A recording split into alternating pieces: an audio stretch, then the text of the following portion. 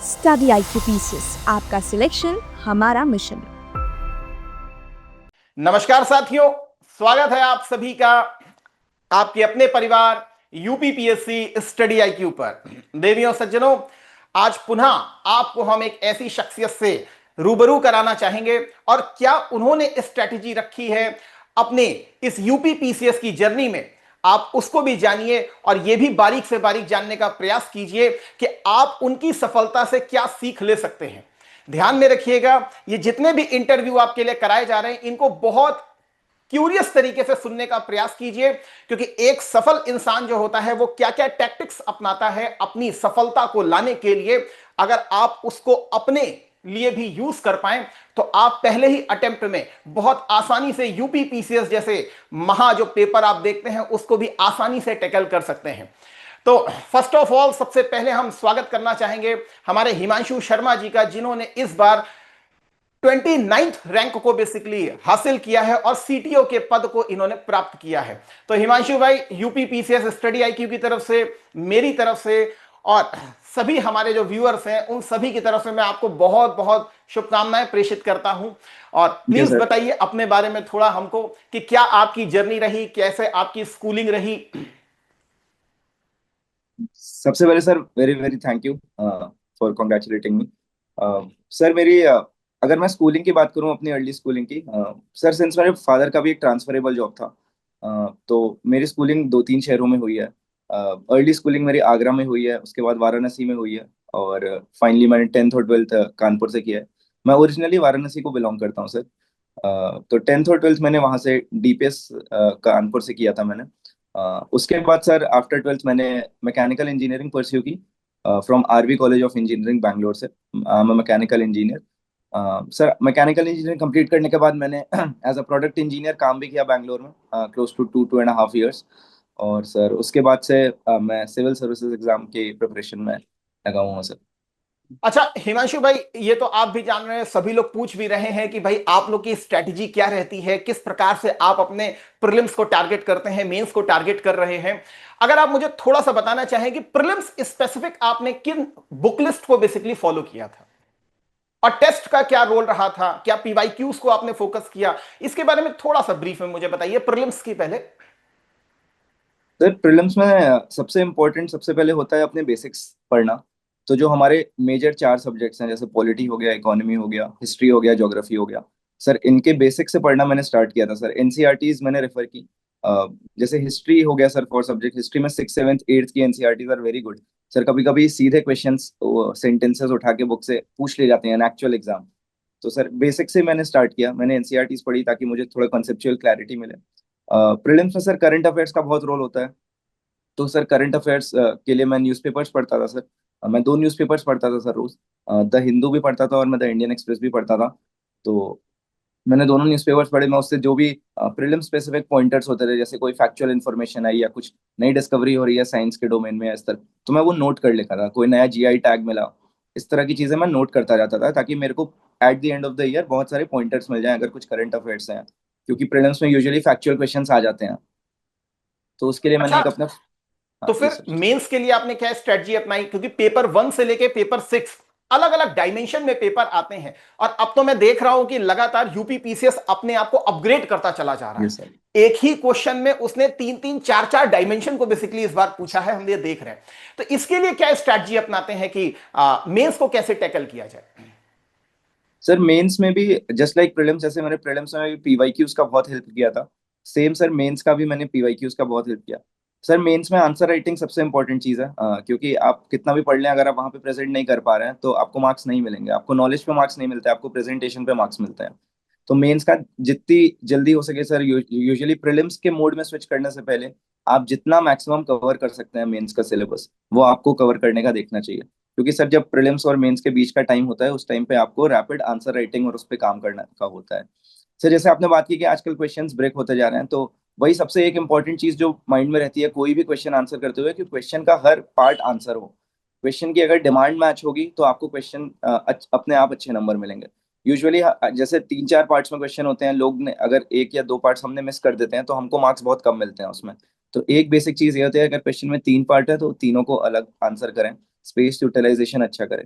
इस तरह से अच्छा, एक बात ये भी हम सुनते हैं लगातार, बहुत डिफरेंट डिफरेंट माइंडसेट हैं कि 125 वर्ड्स का क्वेश्चन आता है तो हमको पूरे 2 पेज क्या भरने चाहिए, क्या 200 वर्ड्स का क्वेश्चन आता है तो क्या हमको पूरे 3 पेज को फिल करना चाहिए। एक माइंडसेट ये भी कहता है कि सर जितना लिख करके आएंगे उतना एक्सपेक्टेशन होती है कि ज्यादा से ज्यादा हमको मार्क्स मिले। बच्चा इसमें बहुत ही डिलेमा वाली कंडीशन में रहता है।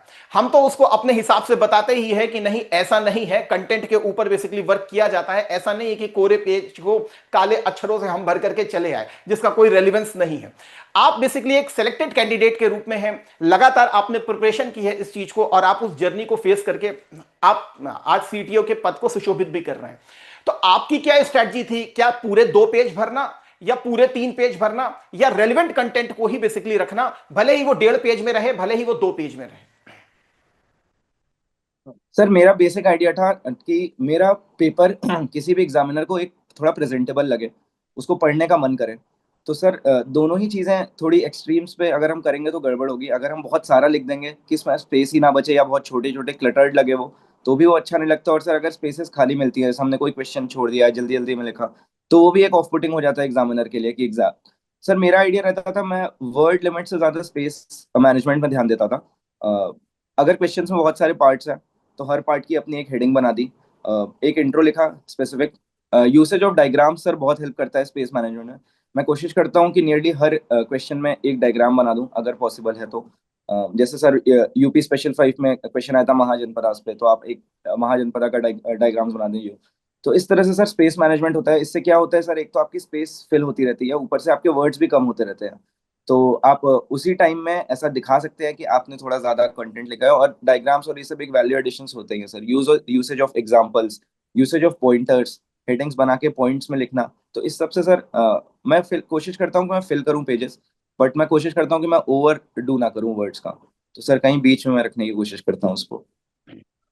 अच्छा, पेपर को कंप्लीट करना 20 क्वेश्चन अपने आप में बहुत बड़ा चैलेंज होता है। Yes. कहते हैं कि भाई 20 क्वेश्चन हम कर लें यही हमारी बहुत बड़ी जीत होती है। तो कहीं ऐसा तो नहीं कि आपका कोई क्वेश्चन छूटा हो। सर फॉर्चुनेटली मेरा तो कोई क्वेश्चन नहीं छूटा था इस मेंस में। I was able to complete all the papers. Sir मैं अपने लिए एक चेक रखता हूँ, मतलब मैं 3 घंटे के टाइम स्लॉट को ब्रेक कर देता हूँ आधे आधे घंटे में। और मेरा हर चीज डिसाइडेड है कि आधे घंटे में मेरे को इतने क्वेश्चन पे होना चाहिए। तो अगर मैं थोड़ा पीछे चल रहा हूँ तो मैं रादर देन लास्ट में सारे आंसर जल्दी जल्दी लिखूँ, मैं वो आंसर जल्दी जल्दी लिख के कंप्लीट कर लेता हूँ।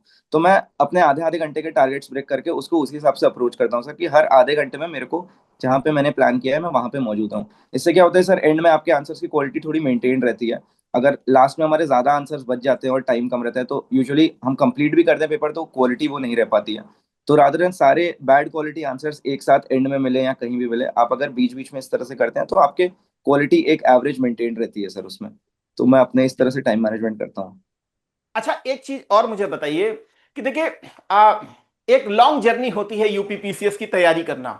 लगभग लगभग साल भर तो इसमें लग ही जाता है। 2024 में आप सेलेक्ट हुए हैं तो आपको भी मालूम है कब प्रीलिम्स हुआ था, उसके बाद मेंस कब हुआ, एक लॉन्ग ड्यूरेशन रहा। एक अपने आप को मोटिवेट करना भी बहुत बड़ा फैक्टर होता है। जैसे रिजल्ट आता है आप भी देखते हैं कि लगातार बिल्कुल यूट्यूब पे व्यूज की बाढ़ आ जाती है। हम लोग भी जब कुछ ऐसे व्यूज मोटिवेटिंग वीडियोस बनाते हैं उसमें लगातार क्या कहते हैं व्यूज पे व्यूज रहते हैं। लेकिन जब कंटेंट की बात होती है तो बच्चा कहीं ना कहीं धीरे धीरे धीरे धीरे शांत होना स्टार्ट हो जाता है। हाँ? क्या अपने आप को मोटिवेट रखना साल भर तक, क्योंकि अभी रिजल्ट आया है, बच्चे के अंदर बहुत जील है कि नहीं हम भी क्रॉस करेंगे, हम भी कर सकते हैं। मैं तो कहता ही हूं हमेशा कर भी सकते हैं, लेकिन एक जुनून जो है जो लगातार सतत रूप से साल भर तक मेंटेन रहे, आपने उसको किस प्रकार से बना करके रखा था? सर सबसे पहली चीज तो थोड़ी क्लैरिटी की बात है। आपके माइंड में आप क्लियर होने चाहिए कि आप कोई एग्जाम क्यों लिख रहे हैं, आप कितना डिस्परेटली या कितना आप मोटिवेटेड हैं इसके लिए। अगर वो चीज आपके दिमाग में क्लियर है तो एक इंट्रिंसिक मोटिवेशन रहता है, अंदर से एक मोटिवेशन आता है सर। सर सेकेंडली सर मेरे हिसाब से more than motivation what is required in this exam is discipline. आपको रोज वही चीज करनी है, सेम शेड्यूल फॉलो करना है, सेम बुक्स पढ़नी है 2 3 4 बार। एक पॉइंट के बाद सर आई वुड एग्री कि थोड़ा वो मोनोटोनस हो जाता है कि आपको सेम चीजें पढ़नी है, तो वो होता है। But sir at the end of day आपको वो करना ही पड़ता है, डिसिप्लिन ज्यादा जरूरी है। अगर आप रादर देन बीइंग मोटिवेटिंग आप थोड़ा डिसिप्लिन लाने की कोशिश करें लाइफ में, एक शेड्यूल करें। सर जैसे मेरे लिए स्पोर्ट्स बहुत हेल्प करता है, मैं कुछ फिजिकल हमेशा करता रहता हूँ। मैं टेनिस खेलता हूँ सर बहुत, टेनिस में खेलता रहता हूँ या कुछ वर्कआउट कर लिया, रनिंग पे चला गया। इस तरह की चीजें सर मुझे थोड़ा फिजिकली भी अच्छा रखती हैं, तो अच्छे से फील करते हैं, तो बेटर शेड्यूल फॉलो कर पाता हूँ सर। तो आई थिंक डिसिप्लिन का बहुत इंपॉर्टेंट रोल है सर इस चीज में। मतलब डिसिप्लिन को अगर मैं ये सीधे कहूं कि भाई, एक वर्क लाइफ तो होती ही होती है जिसमें आप पेपर 1 को भी देखते होंगे, 2 को भी देखते होंगे, 3, 4, 5, 6, उसके अनुसार आप डेली करंट अफेयर भी आ रहा है हमारा तो आप उसको भी देख रहे हैं, उसके नोट्स भी बना रहे हैं, साथ ही कुछ ना कुछ अपना मेंस का एक आंसर तो एटलीस्ट लिखते ही होंगे। That is a student, for student that is a discipline mean कि भाई वो एक आंसर या 2 आंसर की प्रैक्टिस करे, या वो कम से कम 20 या 50 के आसपास कुछ पीवाईक्यूज को बेसिकली देखता रहे डेली। स्टूडेंट के लिए तो यही डिसिप्लिन होता है। मेरे हिसाब से आपने भी इसी डिसिप्लिन को फॉलो किया था, Yes. क्योंकि एक्चुअल में दैट इज अ कल्मिनेशन। ये जितना भी चीजें आ रही है ये एक प्रकार का इंपैक्ट है जो बेसिकली हमारे प्रीलिम्स के एग्जामिनेशन में दिखता है, वही चीज हमारा क्या कहते हैं मेंस के एग्जामिनेशन में दिखता है। इंटरव्यू को कितना महत्वपूर्ण मान रहे हैं और इंटरव्यू किस प्रकार का हुआ था आपका, क्या आपसे मेजर क्वेश्चंस को उन्होंने पूछने का प्रयास किया था? सर इंटरव्यू तो definitely is one of the most important stages, final stage है। इंटरव्यू अगर अच्छा जाता है तो आपको फाइनल रिजल्ट में डेफिनेटली एज मिल जाता है सर। मेरा इंटरव्यू भी सर काफी इंटरेस्टिंग था, अच्छा हुआ था। क्योंकि मैं मैकेनिकल बैकग्राउंड से हूँ तो थोड़ा साइंस पे, मैकेनिकल इंजीनियरिंग बैकग्राउंड पे बातें हुई थी। सर थोड़ी उत्तर प्रदेश स्टेट से रिलेटेड बातें हुई थी, इस तरह से बातें हुई थी। थोड़ी केमिस्ट्री की बातें हुई थी, क्योंकि मेरा एक प्रोजेक्ट था, मेरे डाफ में एक प्रोजेक्ट लिखा था जो मैंने कॉलेज में अपने किया था, एक रिसर्च पेपर पब्लिश किया था, तो उसके बारे में थोड़ी बातें हुई थी सर। तो इस तरह से इन एंड अराउंड मेरे डाफ ही चला था मोस्ट ऑफ द टाइम्स। थोड़े उत्तर प्रदेश से रिलेटेड क्वेश्चंस थे, मोस्टली डाफ के अराउंड था सर। हाँ ठीक है। तो अब आपने सीटीओ के भाई पद को प्राप्त कर लिया है, यस सर। अब आपका नेक्स्ट मिशन क्या है? सर नेक्स्ट मिशन तो मैंने इस साल भी यूपीएससी का पर्सनालिटी टेस्ट दिया था, इंटरव्यू दिया था, very nice. But I could not make it to the final list sir. तो सर इस बार तो मतलब प्लान है कि एक और बार मैं ट्राई करना चाहूंगा उस एग्जाम के लिए भी, और कोशिश करूंगा कि इस बार मैं वहां पे कुछ, अगर भगवान ने चाहा तो हो सकता है वहां भी नहीं सक्सेस नहीं मिले। बिल्कुल होगा। हाँ। और हमारी भी पूरी आपके साथ बहुत बहुत बेस्ट विशेष है कि जो भी आपने स्वप्न देखा है वो उसे आप जल्दी से जल्दी प्राप्त करें। Thank you sir. Thank you. और हमारे जितने भी व्यूअर्स हैं इनके अंदर एक ये भी रहता है कि यार प्रीलिम्स जो है बड़ा कठिन होता है, मेंस बहुत कठिन होता है, पहले मैं प्रीलिम्स की तैयारी कर लेता हूं, प्रीलिम्स क्वालिफाई तो मैं कर लूं कम से कम, उसके बाद मैं मेंस को देख लूंगा। क्या ये अप्रोच सही है कि पहले मैं प्रीलिम्स को क्वालिफाई कर लूं, उसके बाद 3 महीने मिलेंगे, मैं 3 महीने में मेंस को देख लूंगा, लक होगा तो मेरा हो जाएगा? क्या ये अप्रोच सही है या एक इंटीग्रेटेड अप्रोच होनी चाहिए कि नहीं पहले प्रॉपर आपको तैयारी करनी चाहिए मेंस की, और मेंस ऑटोमेटिकली आपके प्रीलिम्स को तैयार करता है, और ये कहीं ना कहीं दोनों एक दूसरे से बहुत अच्छे तरीके से जुड़े हुए हैं, जिसका एक बड़ा इंपैक्ट आपको इंटरव्यू पे भी दिख जाता है? सर हमेशा ही मतलब मैंने तो इंटीग्रेट करके ही पढ़ने की कोशिश किया। जो सर बेसिक्स होते हैं किसी भी सब्जेक्ट के, अगर आप पॉलिटी हिस्ट्री ले रहे हैं तो वो तो बेसिक सेम ही होते हैं, अगर आप मेंस के लिए पढ़ें या प्रीलिम्स के लिए पढ़ें। एंड में अप्रोच थोड़ी डिफरेंट हो जाती है, प्रीलिम्स थोड़ा फैक्चुअल हो जाता है और मेंस में हमको answer writing, facts, examples, figures, इस तरह की बातें करनी होती है। बट बेस तो हमारा सर कॉमन ही है। अगर हम कोशिश करेंगे कि पूरा प्रीलिम्स निकल जाए उसके बाद हम मेंस की तैयारी करें, तो उस टाइम पे सर टाइम शायद थोड़ा कम पड़ सकता है। एक और चीज़ है सर कि अभी प्रीलिम्स इतना अनसर्टेन हो रहा है, इतना डिफिकल्ट हो रहा है, कंपटीशन बढ़ रहा है। तो अगर आप किसी तरह प्रीलिम्स क्लियर कर लेते हैं, अगर उसके बाद अगर आपको ऐसा लगता है कि अगर मैंने पहले मेंस की पढ़ाई कर ली होती तो शायद मैं बेटर पोजीशन में होता, तो सर वो एक और डिमोटिवेटिंग फैक्टर हो जाता है उस टाइम पे, अगर आपने प्रीलिम्स क्लियर कर लिया और आपका मेंस नहीं रहता यार। मुश्किल से आजकल सर प्रीलिम्स लोगों का बहुत मुश्किल होता जा रहा है प्रीलिम्स क्लियर करना। तो सर आप चाहेंगे कि आप एक ऐसी पोजीशन में रहें कि अगर आपने प्रीलिम्स क्लियर कर लिया तो आप मेंस भी क्लियर कर पाए, दोबारा आपसे आपको प्रीलिम से नहीं स्टार्ट करना पड़े। तो उसके लिए सर मैं हमेशा ही सजेस्ट करूंगा कि आपको एक इंटीग्रेटेड पढ़ाई करनी चाहिए। फैक्ट्स अलग लिखते रहने चाहिए, बेसिक्स अलग पढ़ने चाहिए, और थोड़ी आंसर राइटिंग अगर आप करते रहें, पूरा मेंस आप ना भी पढ़ लें तो अगर आप 50% भी कर लेते हैं मेंस प्रीलिम से पहले, 50-60%, तो भी आप बहुत अच्छी पोजीशन में रहेंगे कि आप उस टाइम में कर सकते हैं अपनी मेंस की प्रिपरेशन सर। अच्छा हिमांशु, ऑनलाइन माध्यम और ऑफलाइन माध्यम, अभी भी एक साइको रहती है कि नहीं ऑफलाइन ज्यादा फ्रूटफुल हो सकता है हमारी तैयारी में। क्या ये स्ट्रैटेजी सही है, या ऑनलाइन अब जो है वो, क्योंकि दिल्ली अब दूर नहीं है, हम लोग भी दिल्ली से ही आपके साथ यहां पर जुड़े हुए हैं, तो क्या आप सोचते हैं कि ऑनलाइन माध्यम या ऑफलाइन माध्यम, वैसे तो दोनों ही अच्छे हैं, लेकिन ऑनलाइन माध्यम कितना सशक्त है? सर मैंने खुद ऑनलाइन कोचिंग का बहुत यूज, मैं अपने घर से ही प्रिपरेशन करता हूँ सर। तो मैंने ऑनलाइन कोचिंग उसका बहुत एक्सटेंसिवली इस्तेमाल किया है सर। मुझे कुछ फायदे दिखते हैं इसमें। सबसे पहली बात है तो टाइम बहुत सेव होता है। अगर आपकी 10 o'clock की क्लास है तो आपको 10 o'clock पे ही खोलना है। अगर ऐसे ऑफलाइन कोचिंग में यूजुअली लोग आगे बैठने के लिए थोड़ी पहले से लाइन लगनी स्टार्ट हो जाती है या थोड़े उसमें होता है। सेकेंडली सर, अगर किसी भी रीजन से आपकी क्लासेस मिस हो रही हैं तो आपको रिकॉर्डेड वीडियोस मिल जाती हैं, आप दोबारा देख सकते हैं। कोई आपको कॉन्सेप्ट नहीं क्लियर हुआ तो you can watch the recorded videos again. ये एक फायदा होता है, दिखता है सर उसमें। टाइम के उस पर होता है यूजुअली। मेरे हिसाब से सर टीचर का एक्सेसिबिलिटी बेटर मुझे ऑनलाइन में लगा, क्योंकि आप अपने क्वेश्चंस क्लैरिफाई कर सकते हैं, आपको बेटर व्यू मिलता है उसका।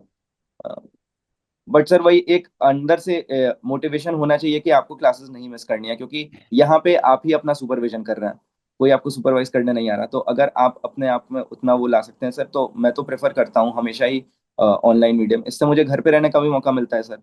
घर का खाना खा सकते हैं, हेल्थ के लिए अच्छा होता है सबके लिए सर।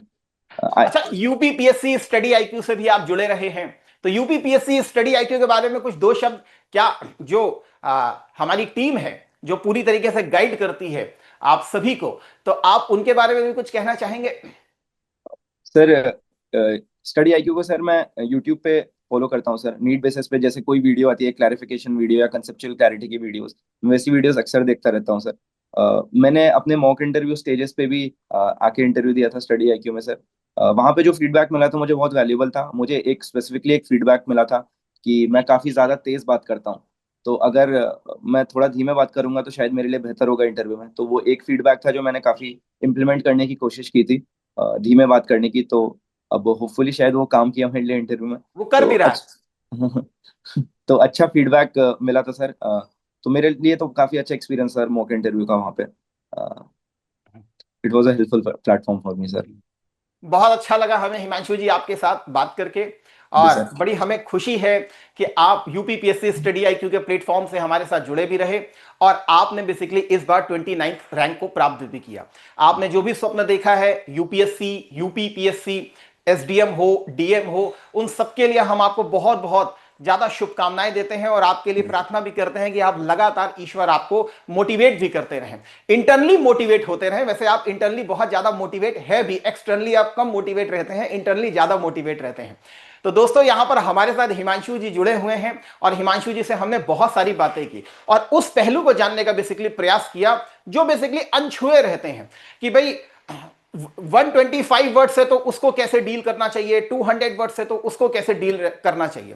तो हिमांशु भाई ने अपने जो इनपुट्स हैं वो आपको यहां पर देने के प्रयास किए। तो हिमांशु भाई, हम आपके बेटर करियर की बहुत बहुत आपको शुभकामनाएं भी प्रेषित करते हैं।